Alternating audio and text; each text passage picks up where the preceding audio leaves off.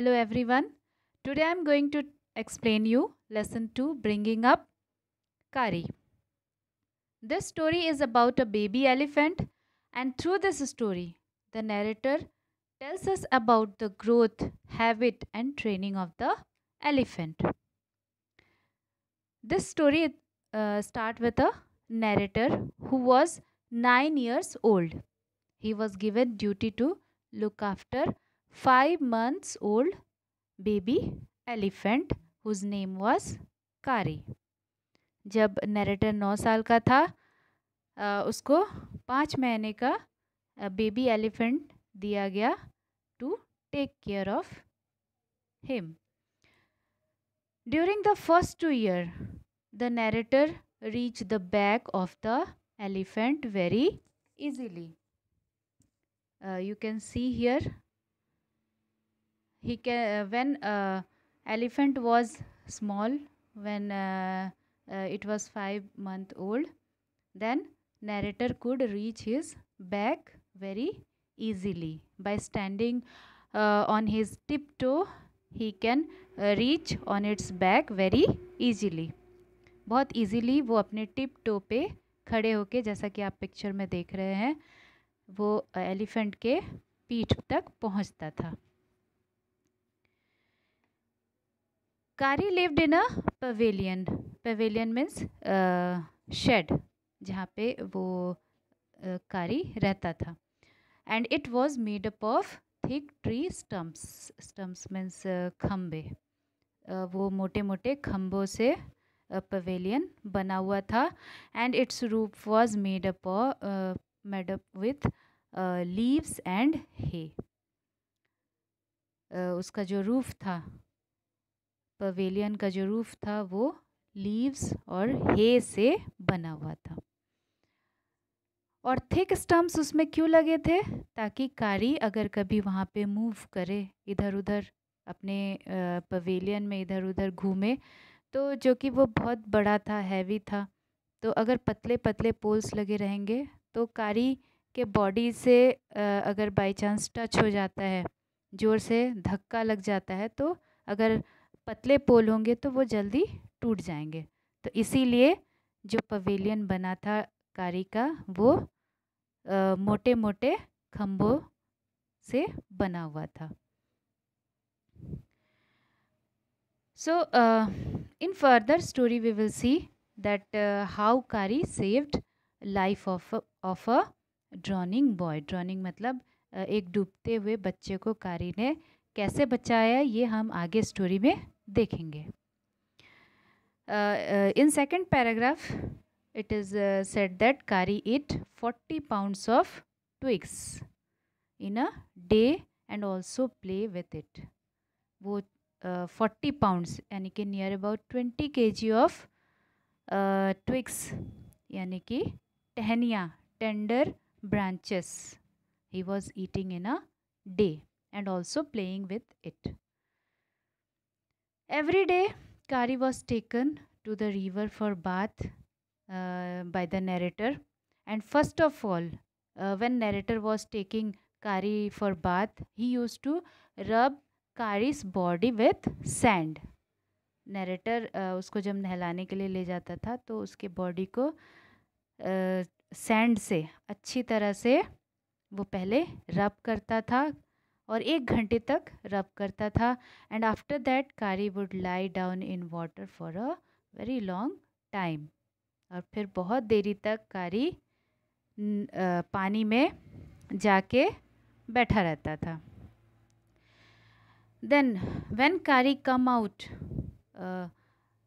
its body was shining like a ebony tree, like a wood of a ebony tree. जब कारी वहाँ से बाहर निकलता था तो उसके बॉडी में एकदम चमक रहती थी. वो एकदम इबोनी ट्री के जो वुड है जैसा शाइन करते हैं, वैसा कारी का जो बॉडी था शाइन करता था जब वो नहा के निकलता था.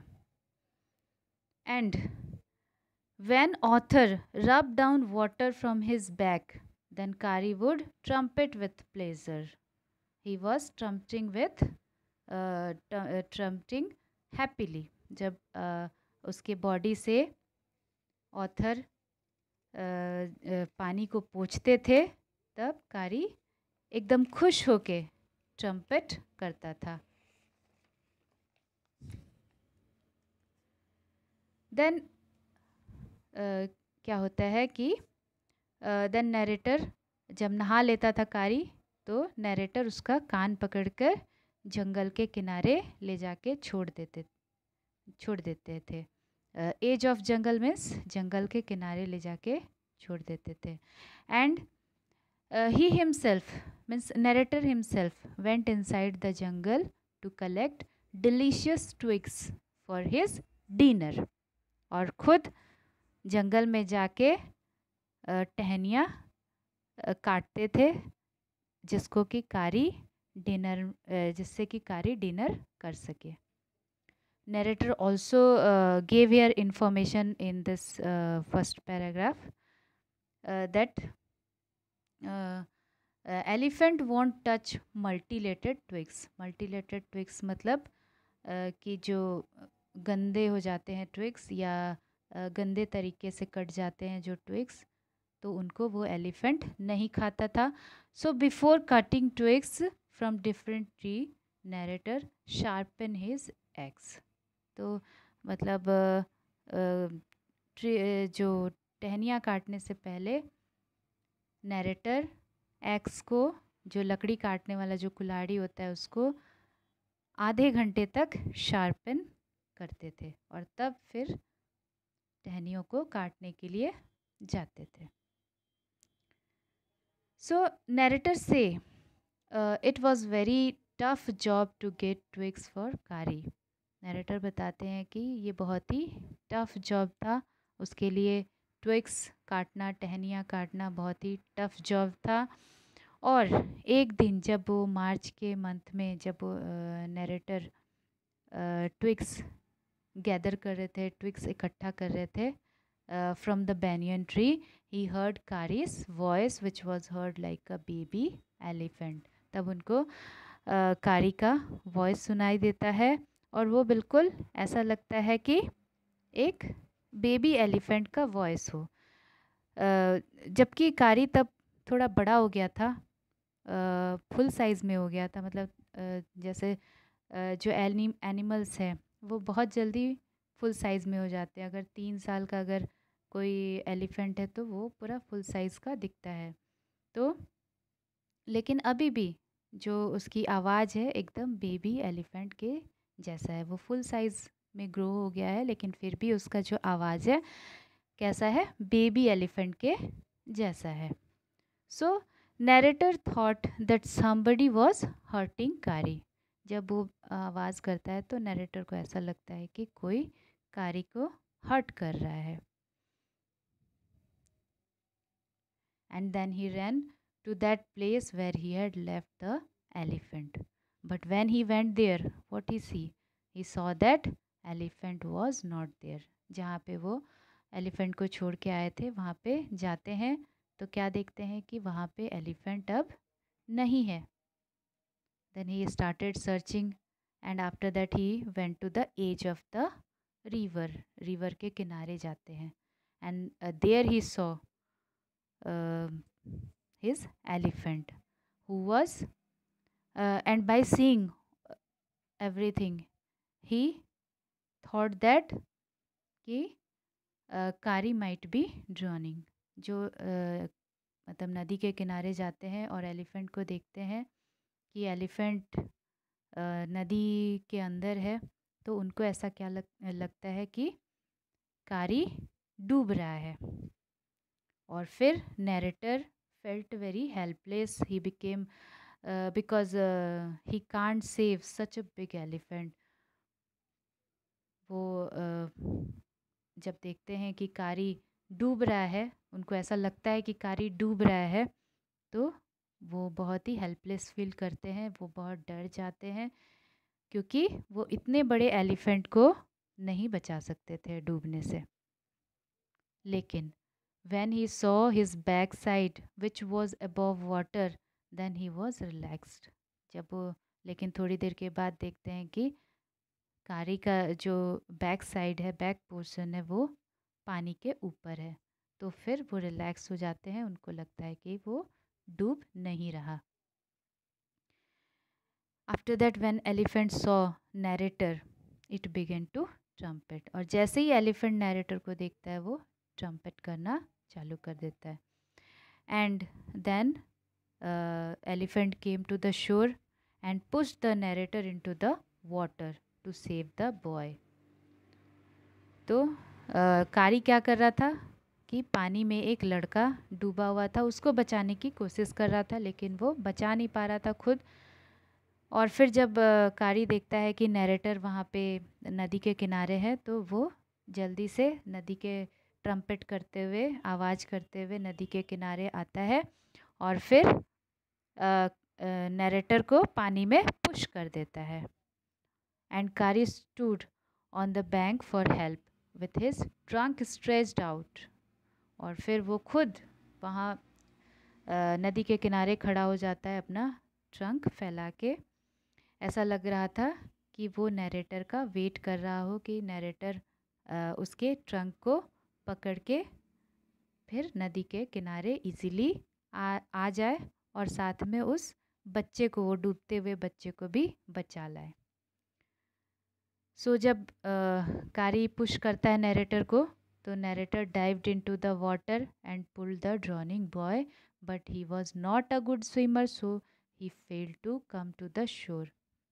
वो गुड स्विमर नहीं थे, उन्हें तैरना नहीं आता था, इसीलिए वो ड्रॉनिंग जो डूब रहा था बच्चा, उसको तो बचा लेते हैं, लेकिन वो तैर के वापस किनारे तक नहीं पहुंच पाते हैं, क्योंकि जो पानी का जो बहाव था उनको बहा ले जा रहा था। तो व्हेन कारी saw narrator who was carried away by the current of water, कारी रैन बीइंग अ वेरी हैवी, बहुत भारी होते हुए भी वो जल्दी से नदी दौड़ के नदी के बीचों बीच पहुंच जाता है and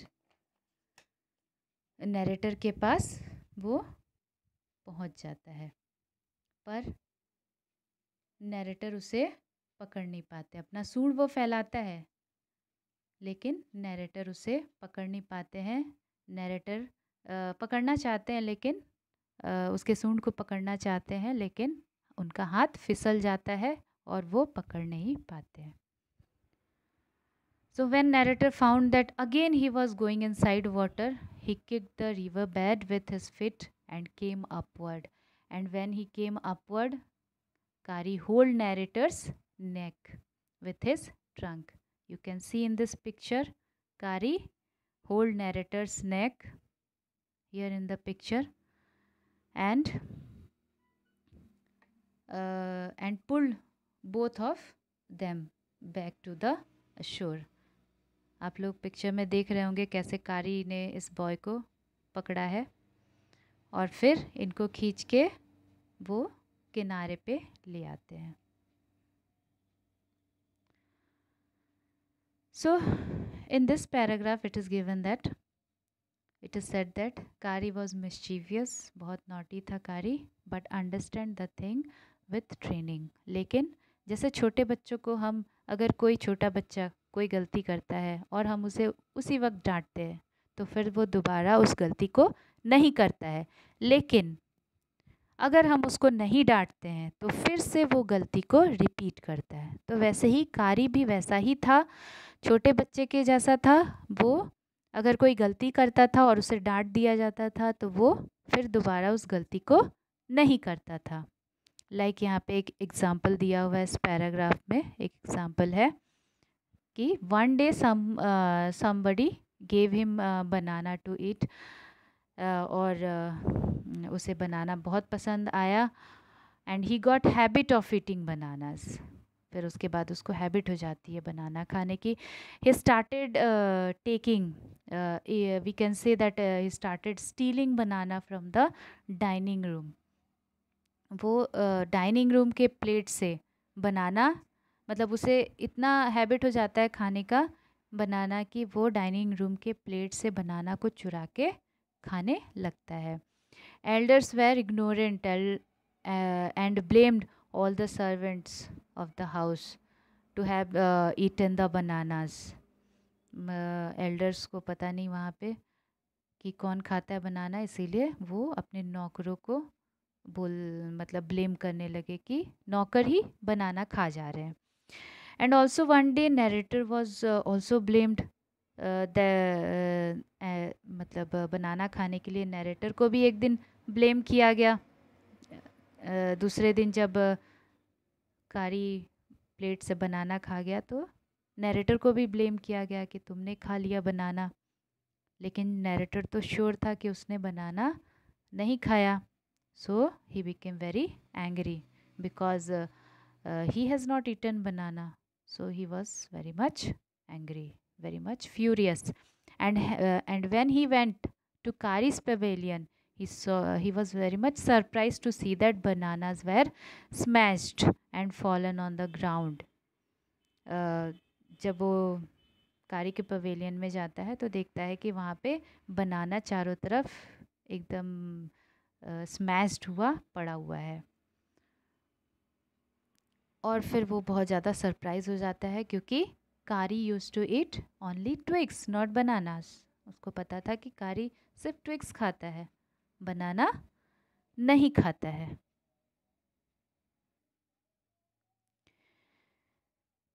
so one day narrator himself he thought of eating banana without taking permission of his parents.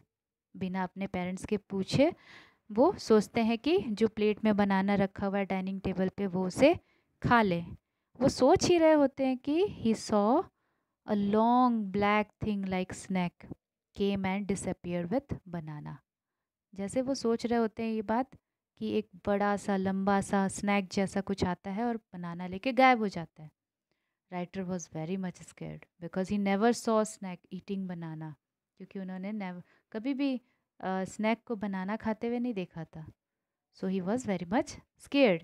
He thought that snake may come once again and eat all fruits from that plate and kill all the people.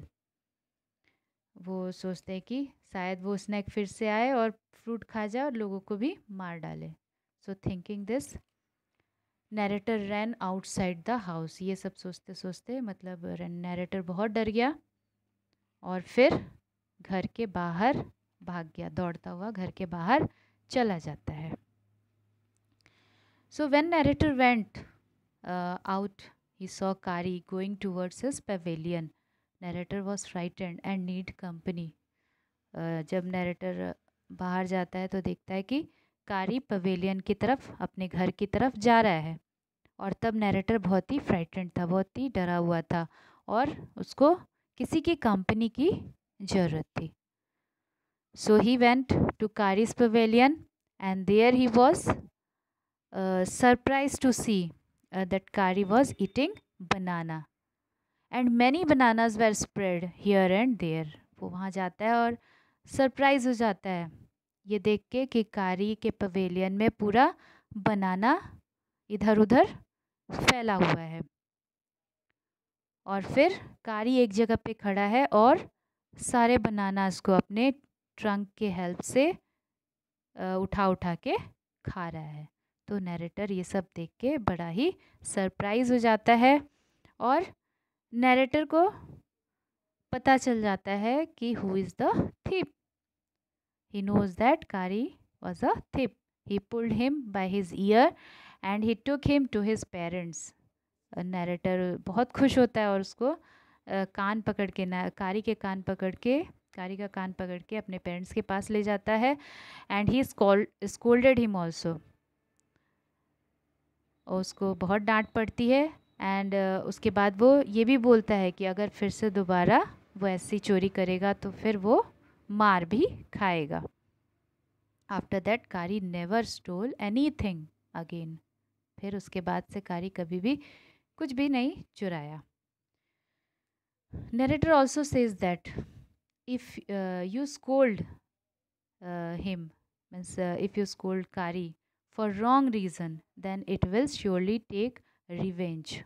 अगर किसी गलत बात के लिए उसको डांटा जाए तो वो रिवेंज भी लेता है. सो अगर बेकार बेकार का कोई भी उसे नहीं डांटता है, अगर बेकार का कोई डांटेगा तो वो उससे बदला ज़रूर लेगा. So in next paragraph it is told about Kari's training. Narrator says that elephant must be taught to sit down, to walk, to go fast, and to go slow. And he must also be taught uh, like a he is taught like a child. जो baby elephant है, narrator बोलता है कि उसको कब जल्दी चलना है, कब फास्ट चलना है, कब स्लो चलना है, ये सारी बातें उसको बच्चों की तरह सिखाया जाता है. If his ear is pulled and said dhat, then he learned to sit down. उसको बैठने के लिए क्या सिखाया गया, क्या साइन सिखाया गया कि धत बोलना और उसके कान को पकड़ के खींचना, तो वो बैठना सीख जाता है. And if his trunk is pulled forward and said माली, then he learns to walk. और चलना कैसे सीखा, माली बोल के उसके ट्रंक को खींचने से वो इस साइन से वो चलना सीख जाता है. Kari was a very good learner as he was a baby. कोई भी बेबी एनिमल को हम ले आते हैं और कुछ भी सिखाते हैं तो वो अच्छे से सीख जाता है, लेकिन वही बड़ा एनिमल हो जाता है तो वो नहीं सीखता है. तो कारी भी बेबी एलिफेंट था, इसीलिए वो सारी चीज़ें जल्दी जल्दी लर्न कर लिया. ही लर्न माली very quickly and learn that in 3 week. माली तो बहुत जल्दी सीख लिया, लेकिन धत उसको सीखने में 3 हफ्ते लग गए. Because elephant are not good at sitting. वो बैठना मतलब उनको बैठने में शायद कुछ प्रॉब्लम रहती है. जैसे कि अदर एनिमल पहले आगे सामने वाले पैर को मोड़ के बैठते हैं, लेकिन एलिफेंट वो क्या करता है, पहले पीछे वाले पैर को मोड़ता है और तब बैठता है. तो इसीलिए उन लोगों को थोड़ी सी प्रॉब्लम होती है बैठने में. इसीलिए उसने जो बैठने वाला जो लेसन था वो 3 वीक में सीखा.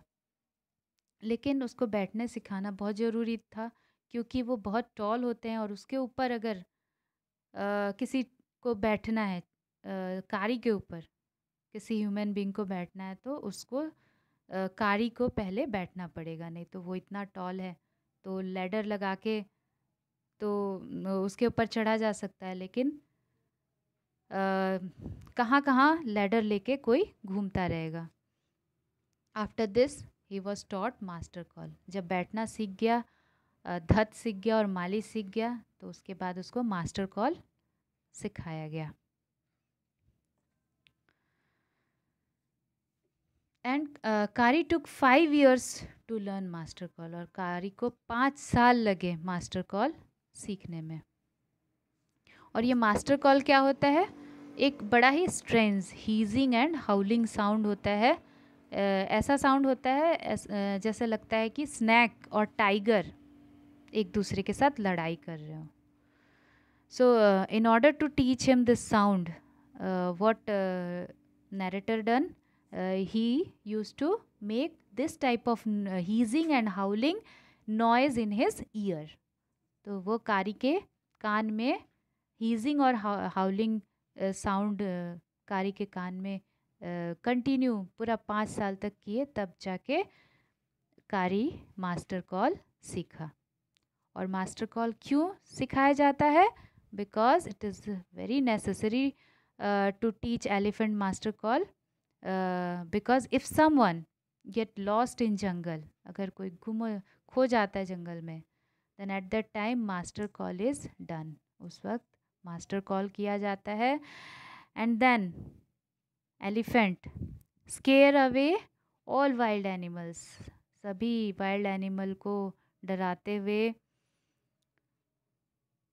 बाय पुलिंग डाउन ट्रीज़ को तो मतलब गिराते हुए एलिफेंट क्या करता है, रास्ता बना देता है from jungle to the home. So through this story we have learn that how an elephant is trained or taken care. And also, uh, this story also tells the ability of animals that they are more caring and loving than human being. So I hope you have understood the story. Thank you.